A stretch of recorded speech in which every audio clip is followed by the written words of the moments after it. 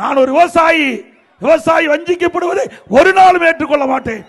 அந்த அடிப்படையில் தான் 14,000 கோடி இந்த திட்டத்திற்கு ஒதுக்கப்பட்டு முதற்கட்டாக பணி துவங்கி நடைபெற்றது. இன்றைய தினம் அந்த திட்டம் முடக்கப்பட்டுகின்றது. இந்த திட்டம் மட்டும் நிறைவேற்றப்பட்டிருந்தா இன்றைக்கு மேட்டூர் அணையிலிருந்து திறக்கப்படுகின்ற உபரி நீர் வீணாக போய் கடலிலே கலக்கின்றது. இந்த திட்டம் நிறைவேற்றப்பட்டிருந்தால், இன்றைக்கு அந்த கால்வாய் வெட்டப்பட்டிருந்தால் உபரி நீர் அங்கே காவிரியிலிருந்து திருப்பி விடப்பட்டு குண்டாறு வந்து சேரும். இந்த பகுதி மக்களுக்கு தேவையான நீர் கிடைச்சிருக்கும். இன்றைக்கு கண்மாயில் நிரப்பப்பட்டிருக்கும், நிலத்தடி உயர்ந்திருக்கும், விவசாயத்திற்கு தேவையான நீர் கிடைச்சிருக்கும். ஆனா இந்த அரசு செய்யல. விவசாயிகள் விரோத அரசு திமுக அரசு என்பதை எண்ணி பார்க்க வேண்டும். மீண்டும் உங்களுடைய ஆதரவோடு அனைத்து இந்திய அண்ணா திராவிட முன்னேற்ற கழகம் வெற்றி பெறும்.